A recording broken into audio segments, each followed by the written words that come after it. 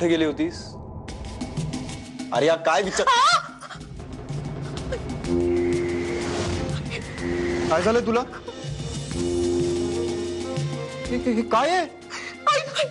खरं सांग आर्या, तू अंबालिकेच्या आश्रमात गेली होतीस का? अरे काय आर्या, ठरलं होतं ना आपलं नाही जायचं. ती सगळी भोंदूगिरी आहे, फसवेगिरी आहे. त्याला बळी नाही पडायचं ठरलं होतं ना आपलं. मग का गेलीस तू? पण आता मी दुसरा कुठलाच विचार करू शकत नाही. मला फक्त एवढंच कळतं की या घरासाठी, तुझ्यासाठी आणि माझ्या बाळासाठी मी वाटेल ते करू शकते. तू बोलतोस ते बरोबर असेलही, पण मी कोणतीच रिस्क घेऊ शकत नाही. मग तुला असं वाटतंय का मी त्या बाईला उलट सुलट बोललो म्हणून माझ्या बाबतीत हे झालं? त्या कमाल आहे तुझी. एवढी शिकली सवरलेली तू आणि नाही अर्जुन, हे जेव्हा आपल्या बाबतीत होतं ना तेव्हा हे सगळे प्रॅक्टिकल विचार दूर निघून जातात. अर्जुन, मला तुला गमवायचं नाहीये रे, मला तुला गमवायचं नाहीये. तुला माहितीये का आर्या, अगं तू नव्हतीस तेव्हा दादांचा फोन आला होता. ते म्हणाले त्यांचा ऑस्ट्रेलियाला कोणीतरी मित्र आहे, खूप मोठा गायनेकोलॉजिस्ट आहे तो. तुला त्याच्याकडे घेऊन जाणार आहेत ते. मला खात्री यावेळेला सगळं नीट होईल आर्या, सगळं नीट होईल. फक्त एक बाईकडे पुन्हा जाऊ नकोस तू. बरं, तू अर्जुनशी बोललास का? हो सांगितलं, आवडलं त्यांना, आभारही मानले माझे. अरे आभार कसले, ते तर आपलं कर्तव्यच आहे. मी तेच म्हणालो त्यांना.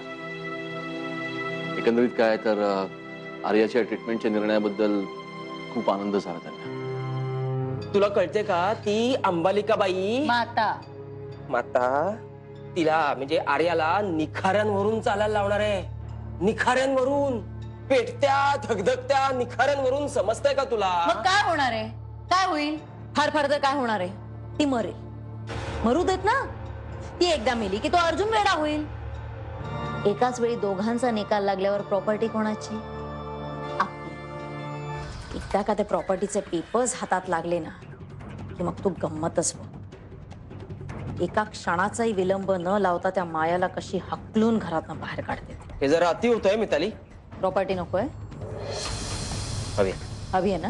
मग हे जे दिव्य तू करतेस ते जर मला करायला लागलं असतं आणि हे सगळं साध्य झालं असतं ना, तर मी केलं असतं हे सगळं. आता अंबालिका मातेचा कोप होणार. गेल्या वेळेस जेव्हा त्या चिडल्या होत्या तेव्हा काय झालं होतं आठवतंय ना तुला? अर्जुनचा पाय थोडक्यासाठी वाचला होता. आता पुन्हा जर त्या चिडल्या ना तर अर्जुनच्या जीवाला. नाही माहिती, मी अग्नी दिव्य करायला तयार आहे. जा पटकन जा आणि तयार होऊन ये, उशीर नको व्हायला. वा, आर्या अग्नी दिव्य करायला तयार झाली. छान झाल्या. आता हे सगळं बघायला खूप मजा येईल. पण हे जर अर्जुनला कळलं तर जास्त मजा येईल. देवळात अरे नवीन वर्षाचा पहिलाच दिवस आहे ना, म्हणून मी आणि मिताली देवळात जातोय. आर्या, अगं चल ना, तू तयार का नाही झालीस अजून? अरे ताई, तुम्ही पण जाताय? आर्या ताई पण येत आहे? अरे हो, आम्ही तिघी देवळात जातोय. हो ना मायाताई? हो ना, नवीन वर्ष सुरू होत आहे ना, म्हटलं देवळात जाऊन यावं. आता आम्ही आर्याला घेऊन त्या अंबालिका मातेकडे चाललोय. कशासाठी? अग्नी दिव्य करण्यासाठी. काय? आर्याचं अग्नी दिव्य. वा.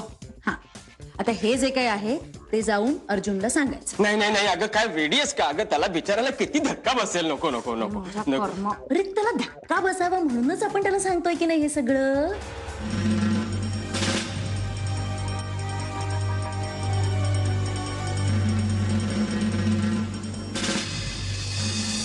कळलं का? हो. आता हे जसंच्या तसं जाऊन त्याला सांगायचं. हो. जसंच्या तसं. हो. जमेल? हो. जमलंच पाहिजे. येते मी. आर्याचं अग्नी दिव्य.